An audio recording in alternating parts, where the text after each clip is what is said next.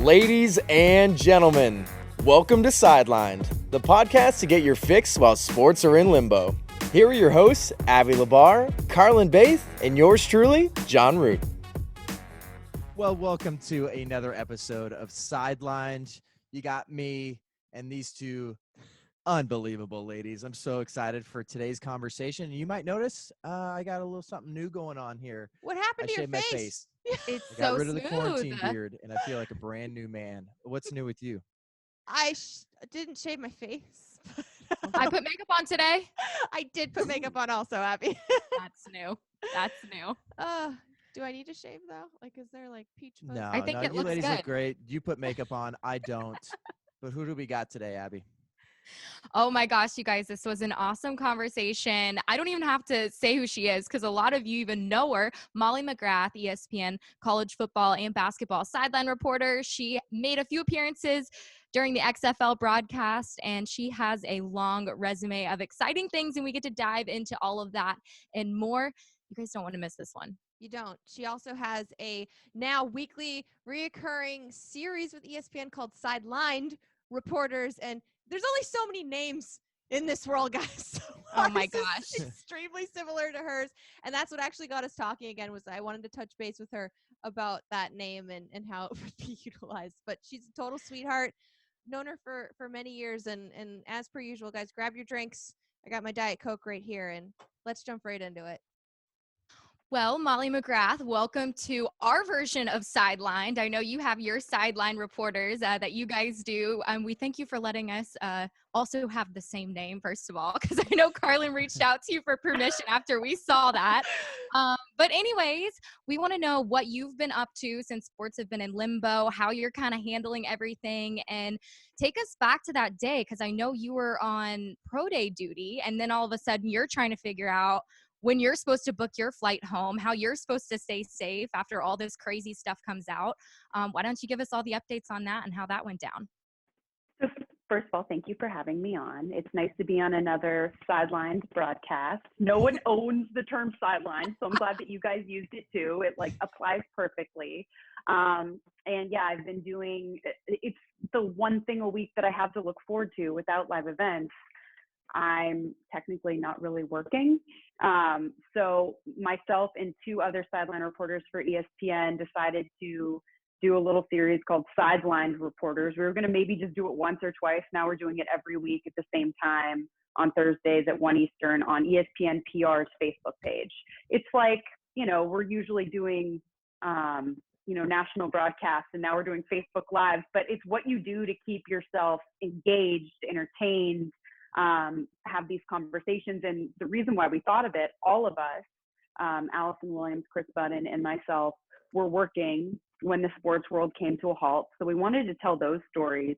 But also during all times of the year, I get DMs and messages from aspiring broadcasters, aspiring reporters, asking for advice and asking very specific questions. And when I'm working, I'll be home one day a week, and then I'll be traveling the rest of the week. So it's like I forget to respond to my mom when I'm texting people. So these are things that I haven't been able to always respond to people. So it was like, well, let's have a forum where we can take all of people's questions and we can answer them and have a very frank conversation about the industry. We had a discussion, a very real discussion about agents and the positives and negatives and our experience with agents. Just certain like little things that people don't think of in this industry that young reporters may have questions about. So we answer those questions. And yeah, looking back to that, fateful day that the sports world kind of stopped, Allison and Chris were both working on conference championship games in college basketball. So they got to see firsthand the basketball world kind of stop. And that was on a Thursday, the day before the NBA suspended their games. That was the first domino to fall. When the NBA said we're suspending our games, and then we saw players test positive for the coronavirus, we knew the rest of the sports world had to respond, especially college sports had to respond because their athletes are unpaid. So the fallout, I just remember that day I was covering Justin Herbert's pro day at the University of Oregon. And I remember sitting in a hotel in Eugene, watching SportsCenter, thinking, no one's going to care about this pro day. Literally, the biggest story is the fact that the sports world is coming to a halt, and a pandemic is taking over the world. And we're going to have to try to deal with this and the repercussions of this. So I reported from Herbert's pro day and did tell the story about him and the athletes there wanting to go forward with the pro day. If it had happened, if their pro day was a day later, it would have been canceled.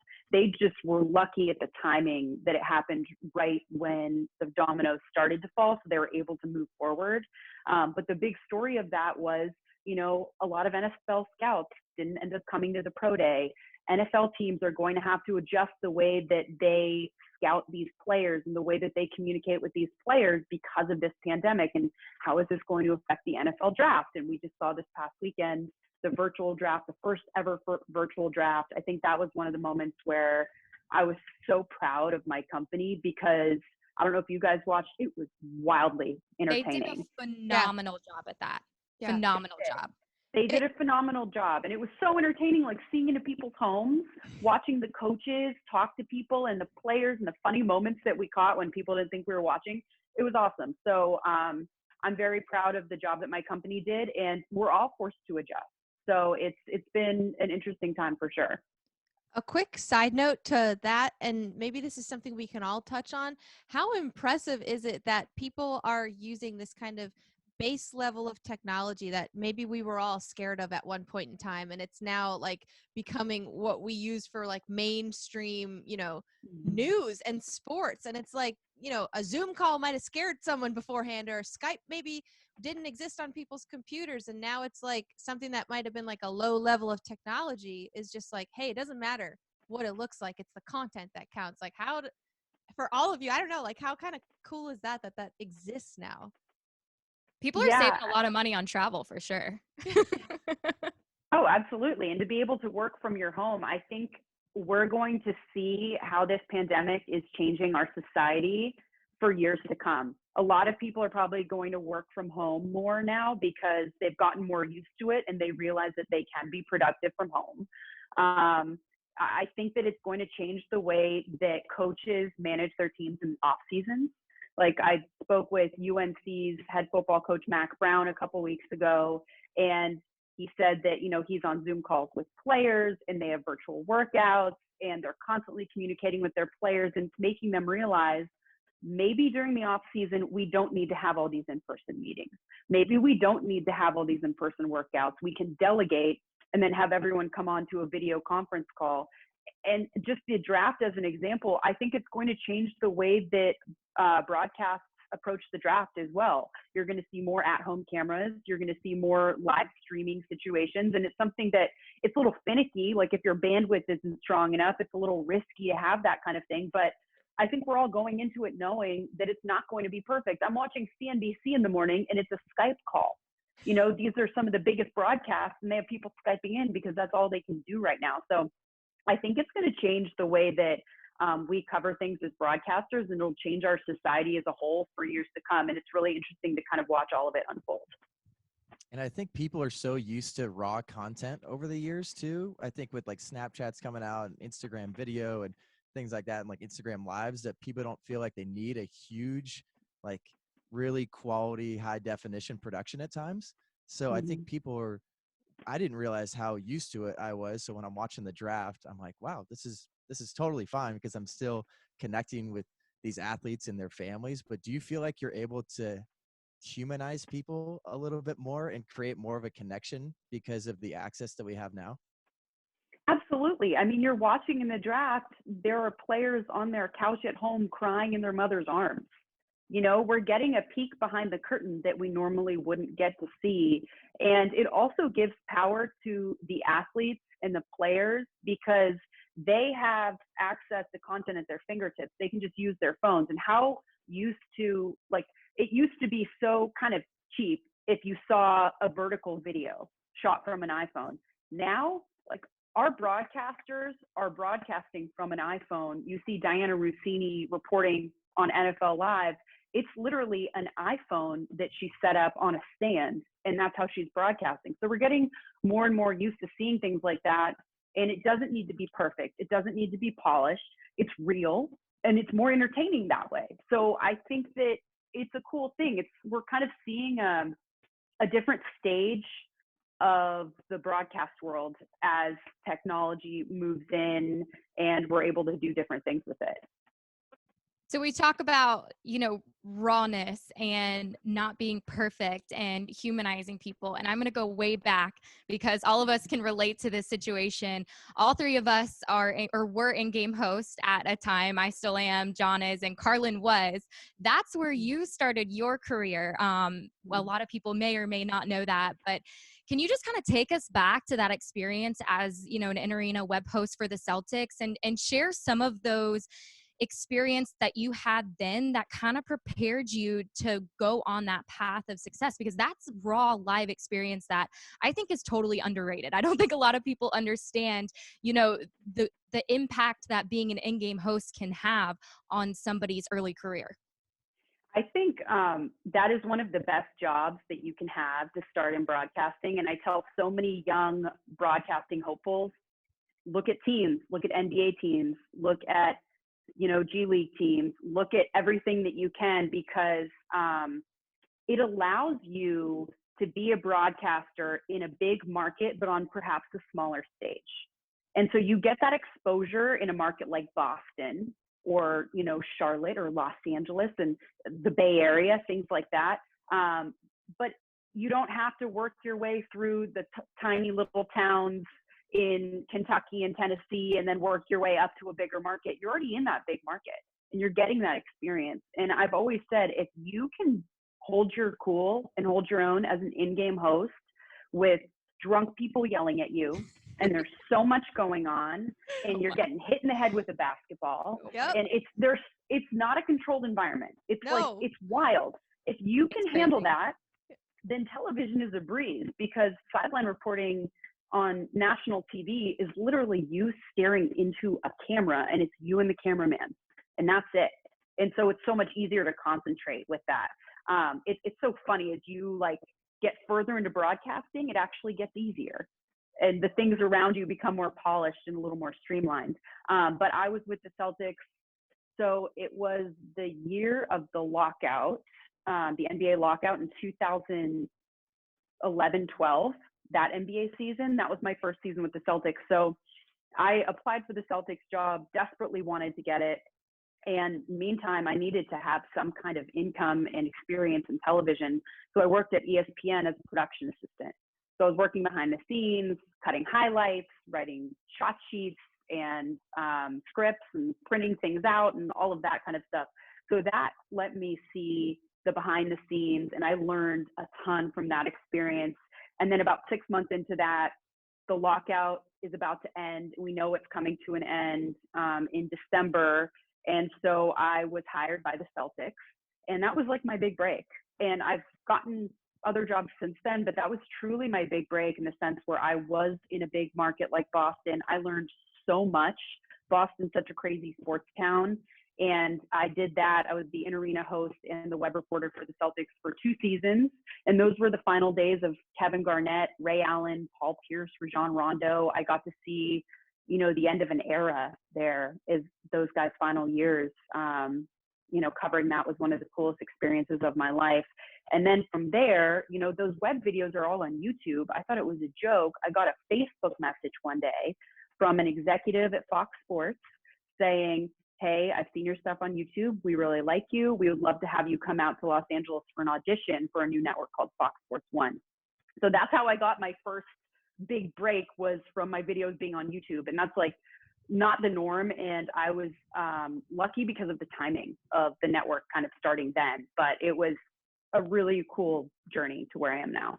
I remember that when that happened and you going over to FS1, and off camera, we were all kind of chatting about this, but I remembered how young you were. And in my mind, I was like, I'm older than her. This is awesome. You go, girl. Cause it was just so I don't know, it kind of set this new tone as well, where it's like, look at this girl working her tushy off and then it's paying off like earlier than I mean probably even you thought. And it was just like, Yeah. It was surreal. I mean, so my audition with Fox Sports 1, I was 23 years old. Like, I didn't even know who I was or what I was doing. you're a you know? baby. So You're a literal I'm a baby. baby. I was in a baby Bjorn, and I got carried into the audition by my mother. Like, it was insane. And it was one of those things. By the way, that's the only audition I've ever had, like, in my life. Wow. So if I had an audition tomorrow, I would faint. I would be so nervous. So I had that audition. I blacked out.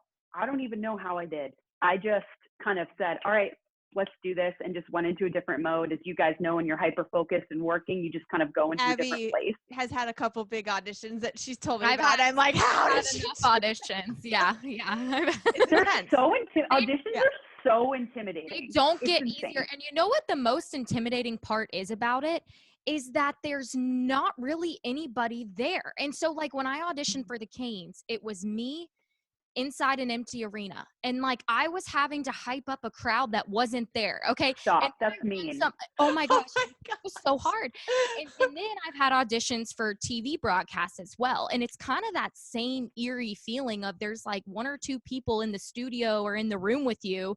And it's like, it never gets easier. I don't think it ever will. I could have auditions, 2 auditions a year for the next 10 years. And I don't know if it will ever get easier. The meanest part of it is that with Fox Sports 1, they purposely like planted moles and like random people in there to distract you. So you Yeah. went Oh in, my god. yeah, it was crazy. You went in and they said, okay, we're going to do like a Sports Center style show. You have to write all of your own scripts. Here are the highlights you're going to have to read, and then you're going to have to do a live interview. So I was like, I'm a web reporter. Okay. And so as I'm writing the script, I'm like writing, someone comes in, hey, Molly, I wanted to introduce you to so-and-so. He works in IT. And I'm like, okay, hi. And I'm talking to him, but then I'm trying to write and I say goodbye. And then another 5 minutes later, someone else comes in. They planted people to distract you, to see how focused you could be and how you could work under that kind of pressure. And so I finished my script, but I talked to a lot of people who auditioned for that who didn't finish writing. And that by that point, they were like, oh, the audition's over. I couldn't even finish writing. So it's like, that was mean. That's one of those things I look back on. It's like, I can't believe they did that. But it works, so. They will always purposely throw you curveballs. So you can go in prepared for that at least, because I've written a script and I've had to throw away half the script before because they're like, oh, just kidding. We're going to do this instead. Like, coach isn't ready, player isn't ready. Like, now you have to start talking to your analyst about this, this, and this. And I'm like while the producer's in my ear and I'm doing an audition. So auditions are very, very common. They're very tough. And I don't know if you can ever perfectly prepare for them. You're lucky you've only had one. Yeah, I know. I don't envy the fact that you've done multiple, but it makes you better. It keeps you on your toes. It's no great doubt made you better. It's great experience. And I think for that's sure. why Especially in arena hosting too, like we're constantly got to improv. We got to be on our toes with everything. Like we got a script, but most of the time we got to come up with our own lingo, our own words, and we don't know what a contestant's going to do. We don't know how an interview is going to go, in a sense that probably when you got thrown into that, there's other people that are just like, oh my gosh, I've been in Timbuktu, small station for so long, and it's kind of just me and a couple people. Like you don't have people yelling at you and spilling Coors Light all over you.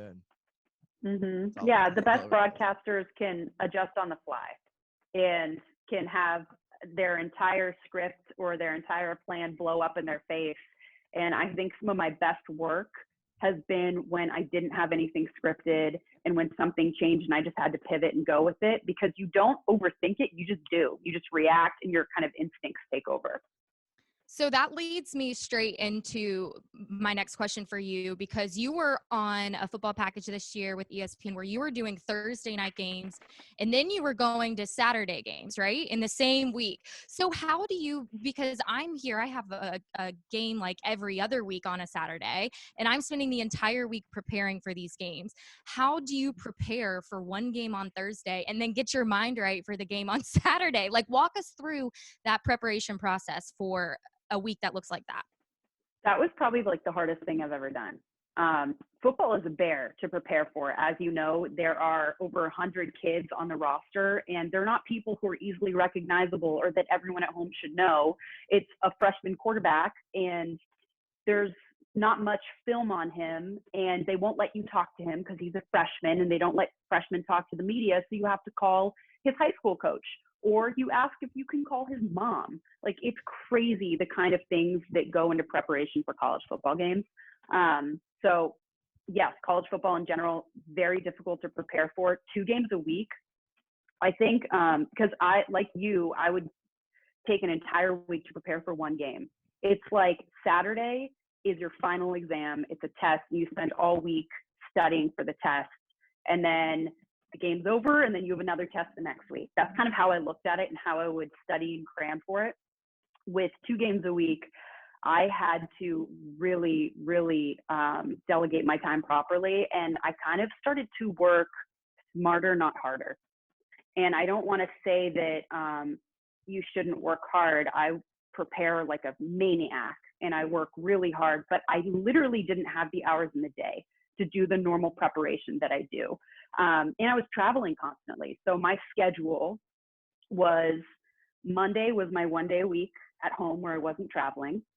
And I would spend all day coordinating interviews with players for college football. I like talking to players from each team before to prepare.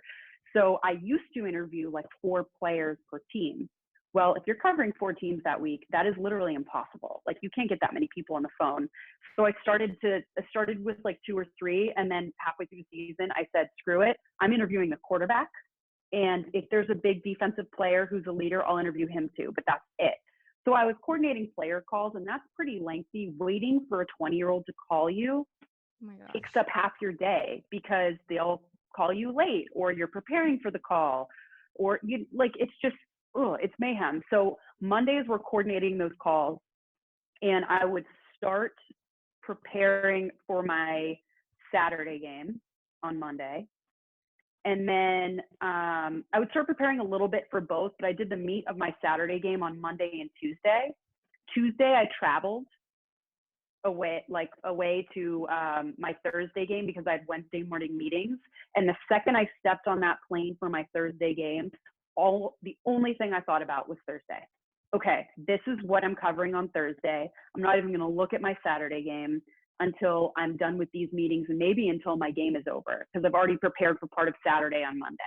So I'm studying for the Thursday game on Tuesday. I have meetings all day Wednesday with coaches, players, our production crew. Game Thursday, those were always late. So I would go to bed around like 2 a.m. because, you know, you're like hyped up and the game ended at midnight. So I'd go to bed at like 2 a.m. I would wake up at 4 or 5 a.m., get on the first flight out for my Friday meetings with my Saturday crew. And I would go straight from the airport into those meetings like a zombie. And I had no sleep. And I would spend all day in meetings that day. It would go from, 10 a.m. until, 9 p.m. We had our production meeting, the final thing of the day. So I'd spend all day doing that. And then I'd stay up all night compiling my notes from that day. I would always go to dinner with my crew, because it's really important to have that chemistry and to spend time with these people that you work with. So I would be like half asleep, but I was there because I wanted to be with them and I genuinely liked them. And then I'd do my game on Saturday, and I'd either travel out Saturday night or Sunday morning, and then Monday it starts all over. So it was insane. I just had to delegate certain things, and I tried to read all the clips packets, but some of them I couldn't. And I just focused on my interviews with players, my interviews with coaches, and watching game film, just watching a lot of the games. That helped me out. But it was wild, and it was really, really difficult to do.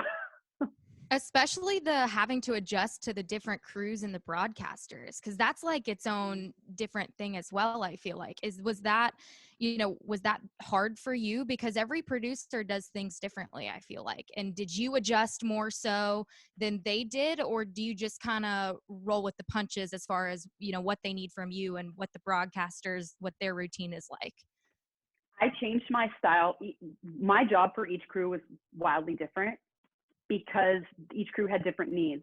Thursday night was a broadcast with Adam Amin, a veteran play-by-play, who's one of my best friends, so that really helped.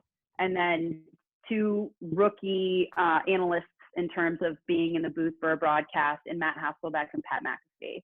And so they were new, and they had a very loose, funny style. And so I kind of brought things back. Like, they went off the rails, and I'd like bring things back. Like, okay, well, in football, here's the news. And so I told stories there, and my producer was amazing in the sense where I would literally hit him on my talk back button. I'd say, I have something. And he'd be like, okay, we're going to Molly. And they would just come to me, and they just trusted me. And so I don't think I would have been successful with that crew if I didn't have that trust. So I, obviously did a bunch of injury reports and football focused things, but I also was able to tell more stories on Thursday night, because Thursday night's a standalone broadcast. So I would tell stories, talk to parents, highlight certain players. But then for my Saturday crew, it was a crew where I was the 4th person added on. Todd McShay was the sideline analyst. I was the sideline reporter. And they said, we don't want you to tell stories. We want you to literally show up with nothing prepared and call the game. Pay attention to what's happening on the sidelines, give us injury information, interview the coaches, and basically eavesdrop and be those eyes and ears on the sidelines.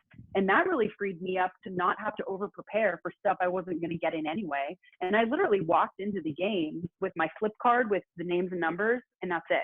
Like, I had no notes.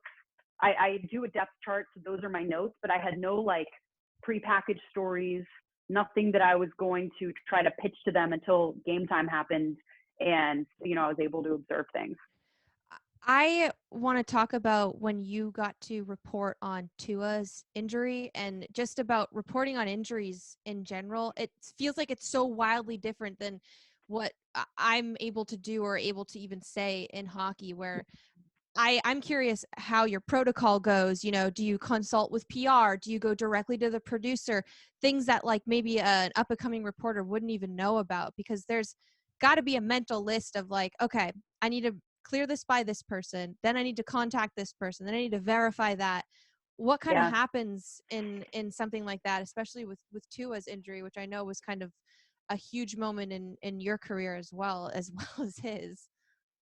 Yeah. So, I mean, you kind of technically work for a team, don't you, Carlin? Like, it seems like you do. I work for Fox Sports West, and that's who my company is that I work for. But I don't want to say, we're biased, right? But I don't want to use that word. But we cover the Kings in a way that is we put them on a pedestal. Like, they're our team partners. We're their team partners. Like, we want to make sure all of our information about this team is just like, put in a good light for the fans that are watching. So I have a really hard time grappling with, okay, I see someone coming off and they're limping. Do I immediately tell my producer and try and get something on air when I'm sharing a room with King's PR and I've asked them, hey, can I maybe say something? And then, nope, I've got to wait for the email to go out to all staff or all reporters and say, hey, this is what's happening, lower body injury, and won't return. Then maybe I could say something. So it's a little bit different. And I'm curious, like, how that is in football and like what kind of your mental process is with it.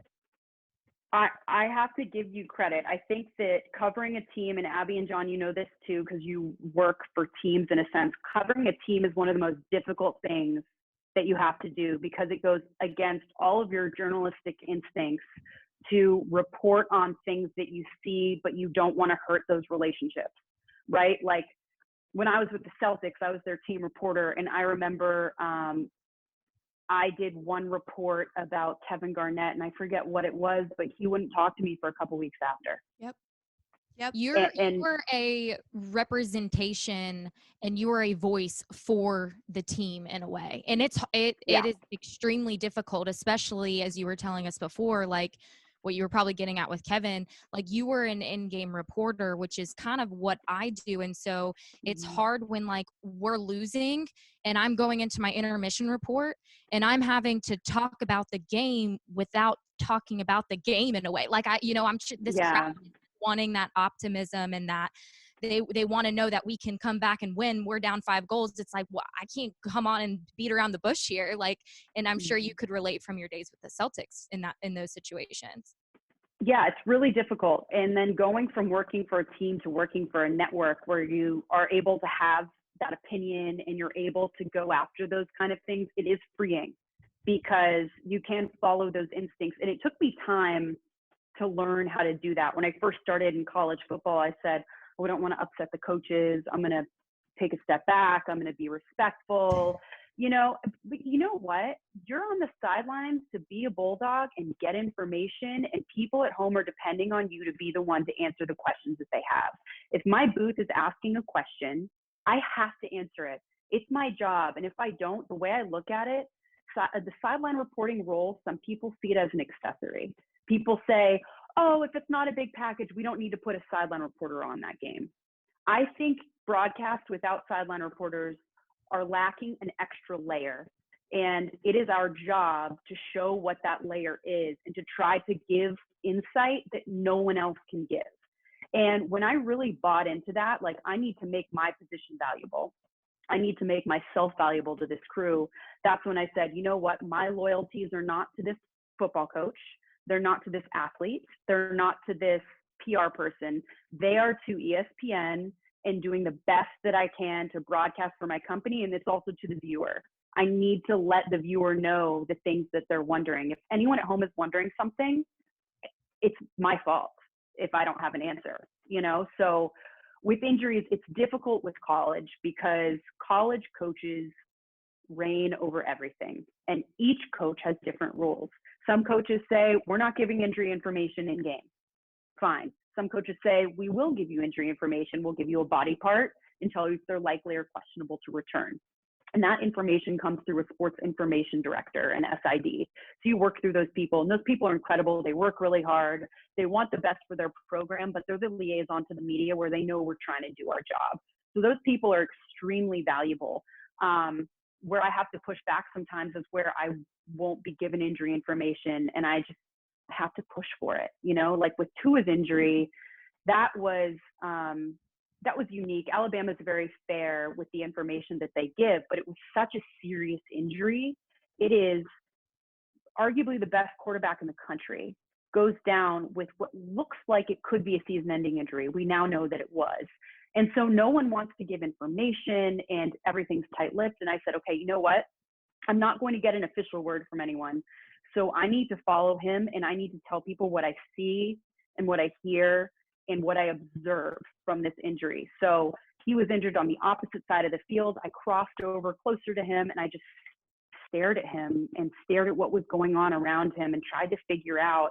And then the crucial moment, they put him onto a cart and took him back to an x-ray room, and it was on the other side of the field. So I sprinted the length of the field in heeled boots, but whatever.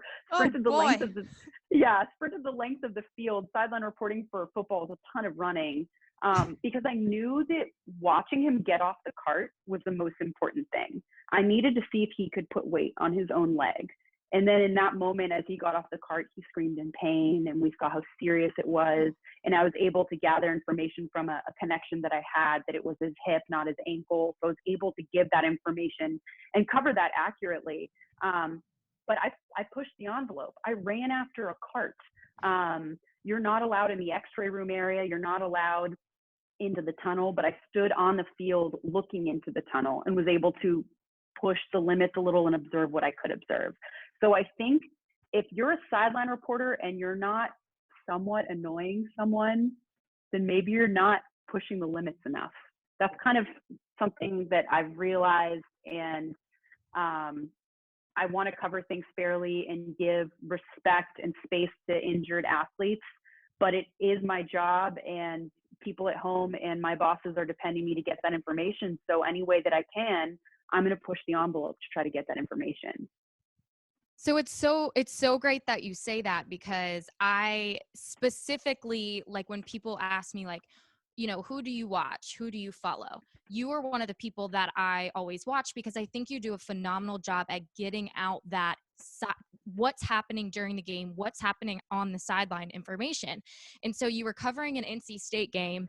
This was when I was working college football this last fall. I had the weekend off, and you were covering an NC State game, and I have like front row seats, and I watched you and the way that you were running from one side to the other, and how close you were getting, because when I started covering these games, I'm like, I don't want to get too close. I want to respect the space. Like there were some games where like Louisville, Boston College, like Louisville wouldn't let me stand behind the bench. So I'm like, as soon as somebody told me no, I was like, okay. And then I'd like back off. And like, cause I was nervous. I wanted to respect. And then they put up the medical tents now. So like, how close can I get to the medical tents if they're not going to give me the information to look inside and see what body part they're moving around? Is he sitting up? Is he laying down? And so it's great that you say you do have to push the envelope. Is that something that came with just your time being a sideline reporter, or was there somebody who kind of pushed you to be more like that? Because for me, like, I feel like that would just be a comfort confidence thing. And then you have to find that balance of you're going to be covering these people for who knows how long. Like you want to respect the coaches and the athletes as well. So I feel like it's a hard balance. It is. This job's all about maintaining relationships and having good relationships with coaches and the people within the programs. So while you do push the envelope, you also can earn their respect by being well prepared, knowing what you're talking about. I make a point before every game to go up to the head coach and say, hey coach, just wanted to say hi, best of luck, and go to them and talk to them without asking anything from them. Just so they know, like, hey, I respect you as a person. I just want to say hello, good luck, keep it at that. Before an interview, if you have downtime, asking them about their family, remembering those little details. Like, those are the things, that are huge, and they make a really big difference. So you balance out the pushing the envelope. And I know I pissed you off because I asked that question, coach, but, I hear you have a vacation home in this place and it's beautiful there. And how's your wife? And it's a balance of maintaining these relationships. And Abby, that's so funny that you saw me at that game, because I remember I was so frustrated that game. NC State is very tight with their sideline access. I'm used to like barreling in there and I'm standing behind the offensive line and people are like sweating on me and I'm listening in and I'm trying to get info for the broadcast. At that game, I was shooed away and pushed out of the way so many times, to the point where I like yelled at some like man who was just doing his job. I was like, I should be here. Like I should be allowed access here. And meanwhile, Dave Dorn, the head coach, is fantastic and I can get anything that I want out of him, and he's incredible and so easy to work with, but their sideline access was really tough. So I remember I was running around like a crazy person during that game, just trying to get closer. Everywhere. I was like, wait, I lost her again. Cause I would like watch the game and then I'd be like, wait, I want to see where Molly is. Cause I'm just curious.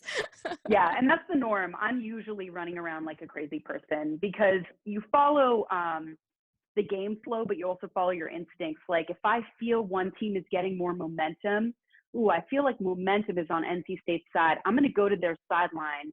And they're running the ball really, really well. I'm going to stand by their running backs and their offensive line, and I'm going to listen to what they're talking about, what this message is. Or if the team's getting dominated at the line of scrimmage, I'm going to go on the opposite side and listen to the defensive line and what they're doing to manipulate the O-line. So it's like, it's following the ebbs and flows of the game. So I'm constantly like going back and forth because the game is always changing. So yeah, I'm insane, and I walk probably like 6 miles a game or something like that.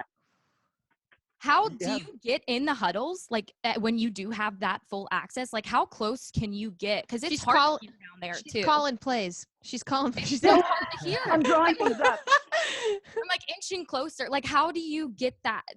What's the closest that you're able to usually get so that you can hear what's going on? Cause you also have your producer in your ear and the crowd and all that. And I'm sure basketball is a lot easier for that.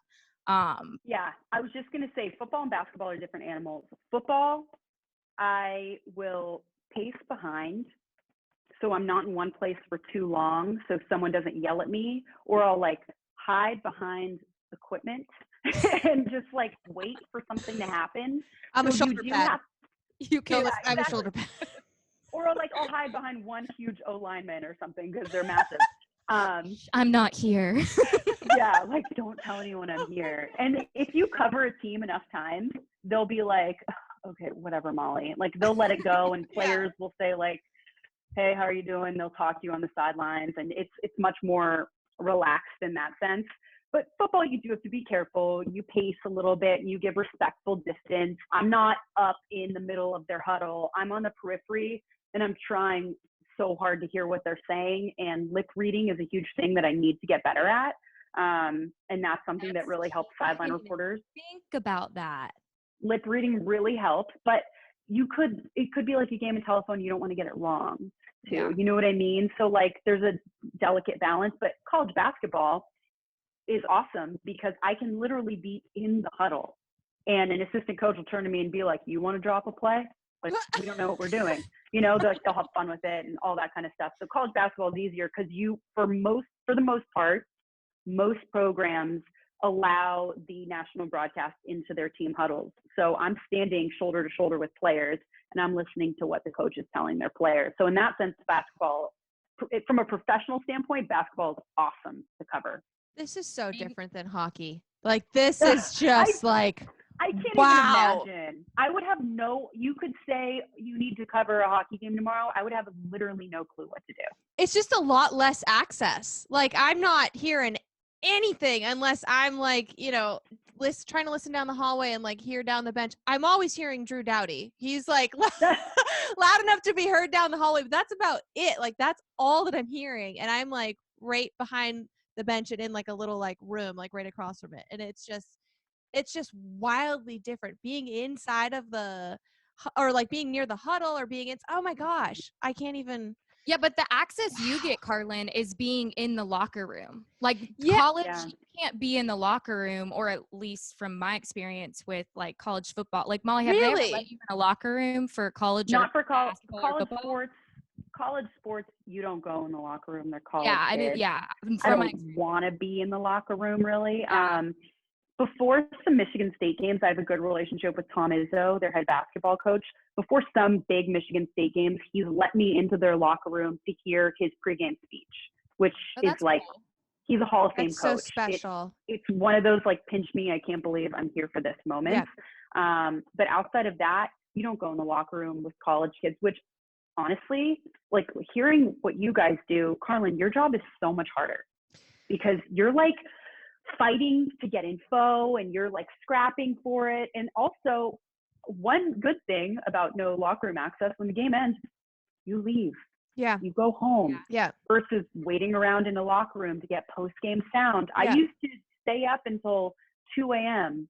at night when I covered NBA games because I would wait around. Kevin Garnett would come out past midnight. Yep. He was always the last one there. And then I had to, you know, edit all of my video myself and then put it up online, you know? So it's so much harder when locker room access is nice, but it does add an extra responsibility, you know? Yeah. So that part of it's a little tricky. And it becomes kind of the only funnel too where the information comes from. So it's like either, you know, it comes from the pregame skate in the locker room or in the locker room postgame, and then they award us different interviews at different times. Like, hey, you get this one person pregame on the bench and that's it. So it just causes a lot more planning, I guess, where it's like, it's not as free flowing as college football, where I could just stand on a sideline or on the rink side and be like, hey, I heard this or I saw that. It's a lot more structured, with a little bit less freedom. So it's like, I know I'm getting all my info here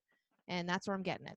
John, I know you and I we were all talking about the XFL before we got into this interview and how wildly unpredictable talk about access that league can be. So while we're here talking about access and how hard it is sometimes and what you can do with little access, what you can do with a lot of access, John, I know you were like, wait a minute, this XFL thing is like, whoa. Yeah. Were you a fan of the XFL, John? Were you one of the like XFL truthers? At first, I was so skeptical. I was like, okay, I watched the last XFL. Like, it seemed like pretty risque. So I'm like, I really hope they don't go that route again. I feel like they were trying to play at a certain demographic. And then this coming in here, I was like, well, the AAF, like I tried watching, wasn't super into that, but I was like, XFL, I think there's something behind this. Seems like it's super legitimate. And when I watched the first game, I was like, okay, I'm going to be an LA Wildcats fan because it's the closest one, whatever. I'm just going to pick a team, even though it's LA. And interviewing people, after they just like muffed a punt or shanked a field goal, I was like, this is wild. And that's why I loved it. And we're talking about different sideline experiences. You have to go talk to somebody and they have to be accessible to the media after they just make a huge mistake, and they might not be on the team after this game. Yeah, it was wild. It was unlike anything I've ever done. So like you, I watched week 1. I was watching as a fan. I wasn't a part of it the first week. They had a different sideline reporter on one of the crews, Pat McAfee. And I watched it, and I literally turned to my husband and I said, why am I not doing this? Why am I not covering this? This is electric. These interviews are amazing. There was just an F-bomb on live TV. The emotions are so raw. Like, I want to do this. I think I would kill it at this, and this would be so much fun. So McAfee does the first week, and then, you know, he's planning a wedding. He has like 10 jobs. He's the busiest person ever. So he wasn't able to move forward with it. So I get a call from one of my bosses. Hey, are you interested in covering the XFL? I said, as a matter of fact, yes. Like, sign me up. I'm in. So I was double duty with college basketball and XFL, which was a lot, but it was so worth it because XFL was an incredible experience. And Diana Rossini was the other sideline reporter, the other female sideline reporter for the other broadcast. And I called her and talked to her, and she said, I'll do anything I can to help you. And she isn't a traditional sideline reporter. Like, she hasn't had a ton of sideline experience, but she's a host. And she's a bureau reporter for ESPN. And she did such a fantastic job with it. And I think not being a sideline reporter helped her, because it is so unlike any sideline job I've ever had.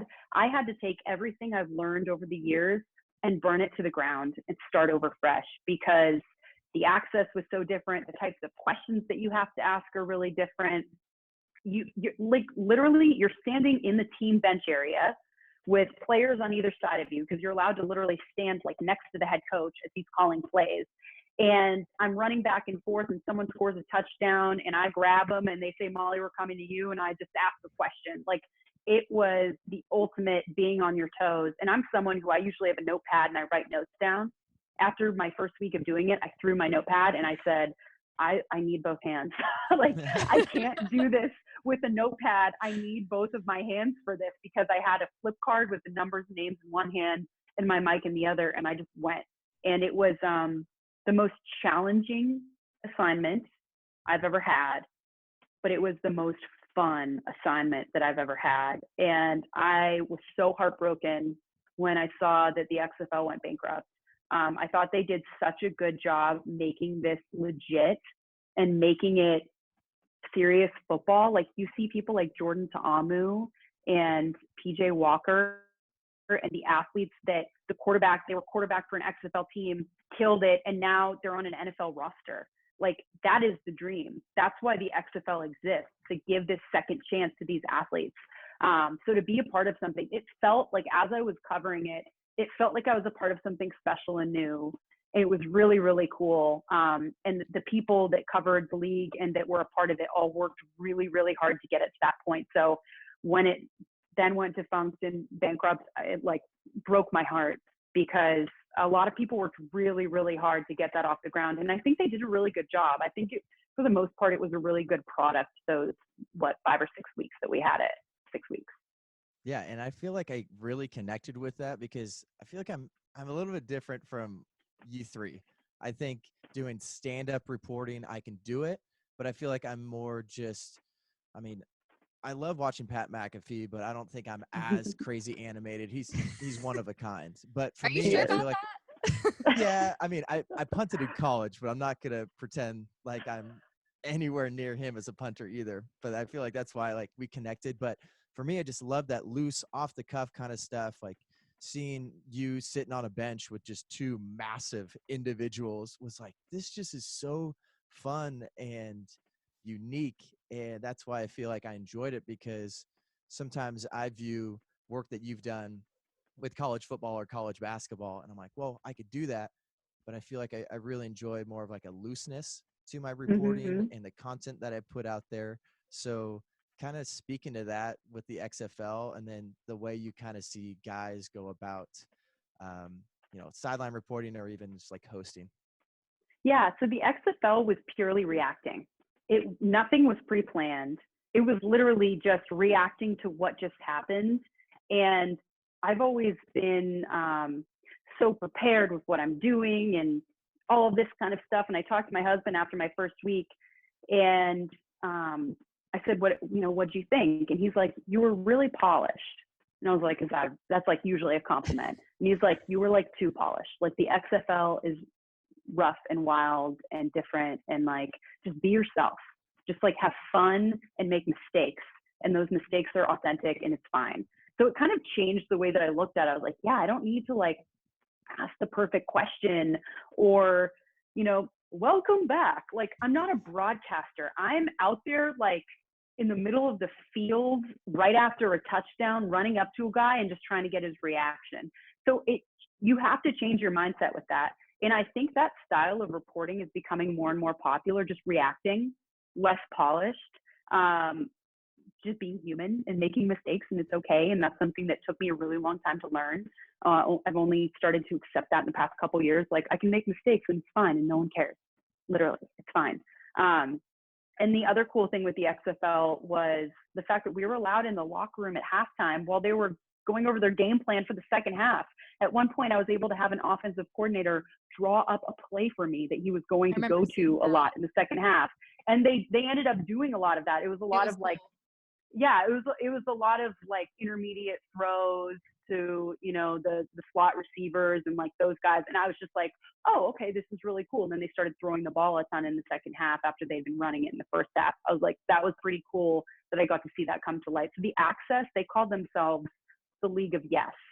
And if only everything was like that, we would all love our jobs and have no issues and nothing would frustrate us, So it was a really cool thing to be a part of something where the answer, every question you had, every request, the answer was always yes. So that was pretty amazing. And I hope that starts to influence the way that leagues like the NFL and even college football start to look at TV access like, oh, this can complement and add to our brand, to our program, rather than take away. And these people aren't out to get us. They're just out to put on a good product on television. The Reggie Howard interview seemed like the epitome of that role in general, where he just started cussing and you were like, okay, we're going to let him calm down. I was like, please don't curse. They caught me saying, please don't curse. And then he curses and I was like, all right, we're going to give him a second to cool off. That was my last game too. Like, I didn't realize it was my last game, and I got an F-bomb or something like that on TV. So whatever. You can never prepare for those moments though, right? It happens. No, that's what makes them so entertaining and so real. Yeah. What's the funniest or most embarrassing moment that's happened to you on the job? Plenty. I mean, I've completely eaten it before, like fallen flat on my face, running from sideline to sideline. No. I'm surprised you didn't see that happen yet. No. I've gotten my Has that been caught on camera? No, it wasn't caught on camera. So it wasn't that embarrassing. Thank But God. I'm so hyper focused. I literally ate it. I got my foot stuck in the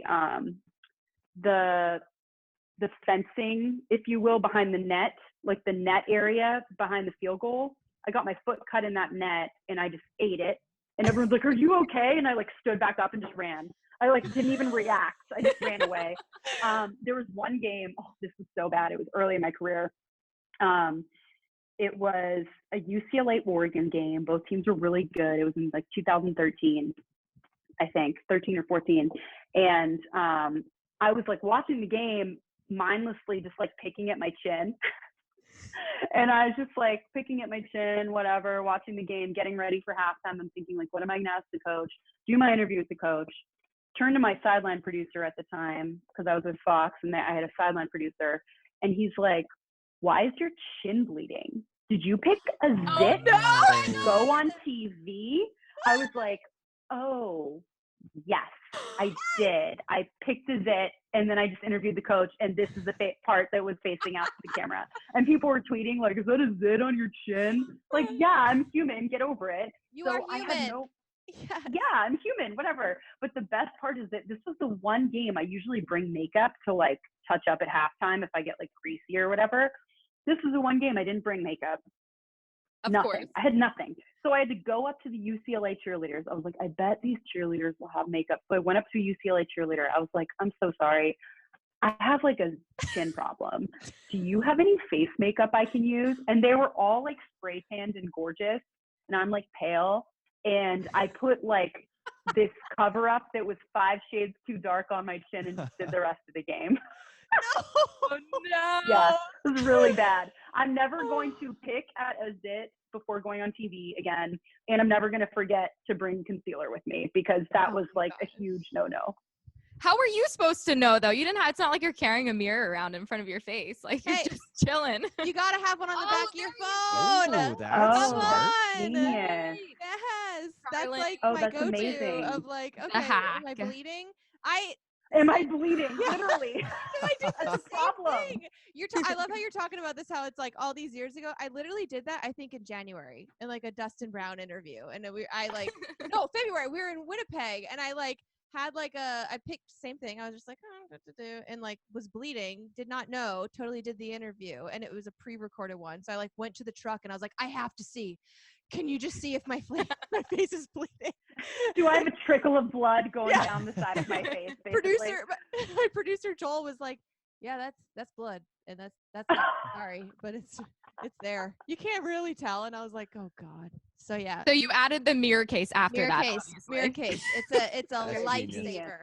My Trick gosh. of the trade. Whew. Gosh. John, let's have some more fun. Yeah, anything like that happened to you, John, ever? Yeah, I don't really have concealer most of the time, and Yeah. No John has makeup a from flawless cheerleaders. face and flawless hair, so he doesn't have to deal with any you of don't got have that. to good lie to flow, John. people. Good hair. Yeah, he does But have I good mean, flow. you say that you're pale, and you look at me. I look like I'm just translucent right now, like in every It's single the time we're on quarantine Zoom. color. So Yeah. It's the color of color right quarantine. now. yeah, being in the house has not helped me out at all. I have 2 dogs, so I will go for like an hour to 2-hour walk most days just to like be outdoors, just to have something to do, have something to look forward to. I'm going to go on my walk and listen to my audiobook. So that's like what I'm doing to keep myself entertained these days. So I'm seeing some sun, or at least trying to, by going for my walks. It's the only time I leave my house. Yeah, I feel like I've gone on like a few walks. Unfortunately, the Root fam does not have the dog anymore, and I can't walk the cat. So I got to figure out Aw. better excuses. Maybe I got to get a neighbor, like walk their dog or something. But for me, Mhm. tan's not in my vocabulary. It's just another darker shade of red. That's how it works for me. Me and you But, both. Yeah, it's the way it works. But I feel good about it.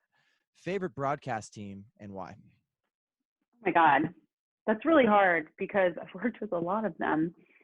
I mean, Thursday nights this past fall were really unique because Matt and Pat were new, and Adam's one of my best friends. I would say one of my favorite broadcasters has to be Adam Amin because he's like a really good buddy of mine, and he's really fun and goofy, but works really hard and gives honest feedback on what he likes and doesn't like from his sideline reporters. So I've loved working with him. But I will say the crew that I was on Saturdays this year with Steve Levy, Brian Greasy, and Todd McShay, and our producer Josh Hoffman and Mike Schwab, our director, it was a true family, like one of the first broadcast teams where I felt like these guys are my big brothers and they have my back and we're all in this together. And it was a real family vibe. So I love spending time with them, and like I would have 2 hours of sleep, but I wasn't missing dinner because I didn't want to miss what was happening that night because it was always something funny and those guys were so great. And I feel lucky to have worked with them, and hopefully I'll get to in the future just because they were such big champions of mine. Like as a sideline reporter, nothing feels better than when your play-by-play comes to you and says, you make our team so much better, because there's so many days where you feel like you're doing nothing. Like I prepared and only got 10% of my stories in, or I busted my butt and I wasn't able to get in the broadcast enough. And that was the first crew where all of the members came to me and said, you make us better. We don't know what we would do without you. And so I've never felt more important. And I think that's a really huge thing, especially for a sideline reporter. I think it's a really important role, and people who acknowledge that it's important have a special place in my heart. I love I love it. that. Abby, you got a few other questions too. Fun stuff. Yeah, we'll do a couple more fun things with you before we let you hop off. I know we've taken up a lot of your time. So No worries. I have it- nothing but a walk today, so it's fine. there we go. Well, Yeah. have you tried anything new or like learned anything about yourself during this time besides the walks? So I bought a watercolor painting set, and I was Oh my painting gosh. it was like one day. It was 2 days I was painting watercolor paintings. And it was fun, and it's like something mindless to do, and they're terrible, but it's really funny. So I've done that. I've done some painting. I'm unsuccessfully trying, but I'm trying to do yoga every day because I think it's good for Yes. stress. And I have, from traveling so much, I don't know if you guys have this, but I have like chronic neck and back pain all the time. And I usually go to a chiropractor. I get massages to try to loosen that up, but everything's closed. The only thing that helps with my neck pain is yoga, which Wow. is cool for me to know. I learned this in quarantine. I'm going to take that into college football season when it starts again. Because I'm just watching like yoga videos, things on YouTube on my phone, and I'm doing classes. It's so easy to do, and I feel so much better after. I did it right before I hopped on this call with you guys. So that's been like my biggest saving grace, and my biggest new interest, I think, is doing yoga at home. And I hope that's something I can like bring into college football season and stuff. And the classes I've been doing are like 20, 30 minutes a day. So Yeah. that's in the scheme of my really you need. long, boring day, that's nothing. So I can find time to do that. So that's been like a big passion of mine during this time. That and like drinking too much wine. And All of my us. husband and I started a little like quarantine journal. It was just, Oh. it's Great titled idea. I love it. Global Pandemic, Oh. which is weird. But I think it's cool to write down what we're all going through, what we're feeling. This is a really scary, uncertain, weird time, not just health-wise in what people are going through with loved ones perhaps being sick and being afraid that you're going to get ill, but also the economy, the fact that so many people are out of jobs, the fact that like, I don't know if I have job security right now. If there aren't games in the fall, I don't know when I'm going to work again. And that gives me anxiety, which is why I have to do yoga. But also I think writing down those thoughts and feelings are really helpful and positive. And also we're going to look back at this and be like, remember that time that we were locked in our house and it was illegal to go to the park? Like that was wild. We can look back at how crazy and different all of this is. So I think it's been kind of a cool thing to write it down and kind of hopefully look back on it and not have to deal with something like this again. Appreciate you giving back though too, because so much of us are going through so much uncertainty, and we're dealing with families trying to stay healthy and safe, and you're still taking it upon yourself to do sidelined reporters, come on this podcast and find ways to help people out. And I feel like that's what like warms my heart during this time is so many people are going through so many things, but they want to figure out a way to create some sort of community while we're scattered. And it's almost like we're scattered together and we're trying to come together to figure out ways to encourage and lift each other up. So definitely, I hope you feel encouraged with what you're doing for a bunch of people and even coming on here. Appreciate it a lot. Sorry, I just got so sentimental. Oh, Well, I John. love that you guys are John. doing this too. I mean, we crave human interaction, right? And we're all stuck in our homes. And the only person I see literally every day is my husband. And I love him and he's fantastic. But it's healthy to have conversations with other people. And it's healthy to crave that human interaction. So I think it's really cool that you guys are doing this as a way to bide your time, give advice to people, also learn. Like there are things in my Sidelined Reporters Facebook Live that I've done with Allison Williams and Chris Budden. I've learned so much about, you know, their craft and the way that they see things. So I think this is a really cool time to step back and think big picture. Okay, what do I need to learn? What are the important things in my life? How can I get better at my relationships, at my job? So this is a good time to kind of reflect and do all of that. And I love that you guys are doing this as well. It's a good use of your time. Like, why not? It essentially, it's the three of you plus a guest just hanging out, Really you know? is. So it's really healthy to do that. One more question before we let you Yeah. go.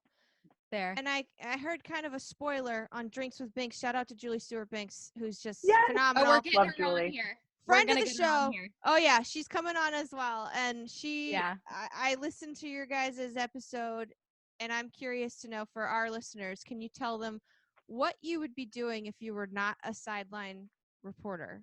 Because I loved what you had to say on that show, and I feel like our listeners should hear it as well. I don't even remember what I said. I'll have help a you couple out if you things. want. Yeah. What did I say? You'd rescue a bunch of dogs and have your own HGTV show. Yeah, that sounds like me. Yep, Is that right? That's about right. Was that at the Yeah, end of Drinks with Binks? Yeah, that's why after, she like, doesn't as I was finishing my beer. I know. I was like, what did I say? Like, I had too many drinks with Binks, obviously. Yeah, like looking at the things that I'm passionate about. I'm passionate about telling human stories and human interactions, the way that people think and go about things and what makes people special. That's why I love sports, kind of the psychological side of sports. I'm passionate about animals, and I too rescue dogs, and I like someday way down the road, because I want to have a long career, I would love to do something with animals. Like that makes me feel very fulfilled. We have a rescue who was really timid, even violent, and he was kind of a mess when we first got him. And now he's like the loveliest, sweetest thing in the entire world, as my dogs bark in the background. Oh my gosh. That's that on was cue. like right on cue, Yeah. right on cue.